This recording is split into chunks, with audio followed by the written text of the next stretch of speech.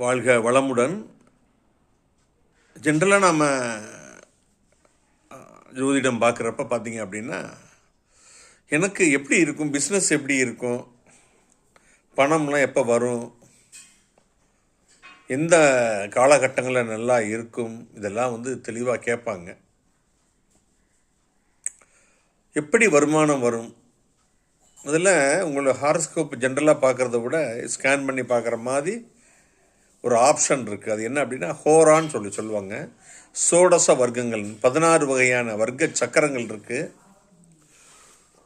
ஒரு ஜோதிடத்தில் 2வது இடம் அப்படிங்கிறது உங்களுடைய வருமானம் குறிக்கக்கூடியது.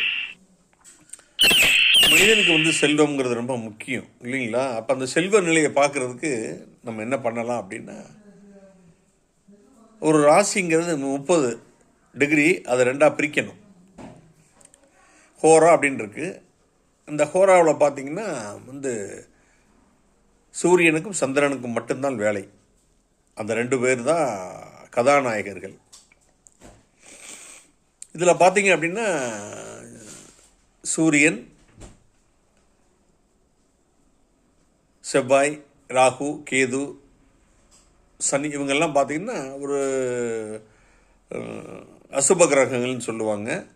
பட் அவங்களுக்கு நல்ல விஷயங்கள் கொஞ்சம் இருக்குது.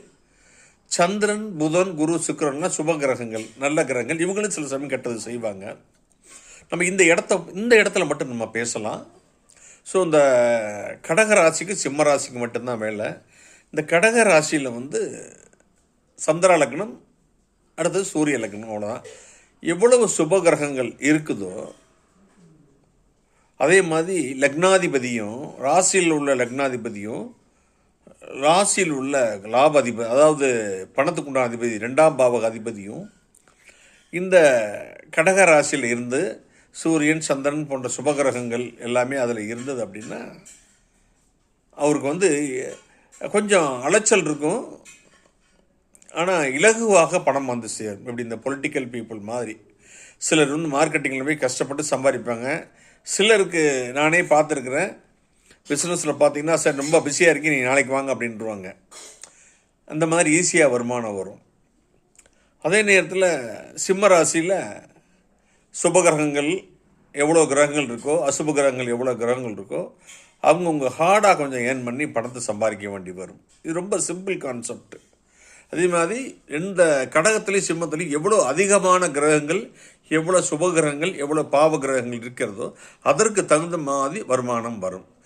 சந்திரனில் அதிக கிரகம் தான் ஈஸியாக சம்பாதிப்பாங்க, சிம்மத்தில் அதிக கிரகம் தான் கஷ்டப்பட்டு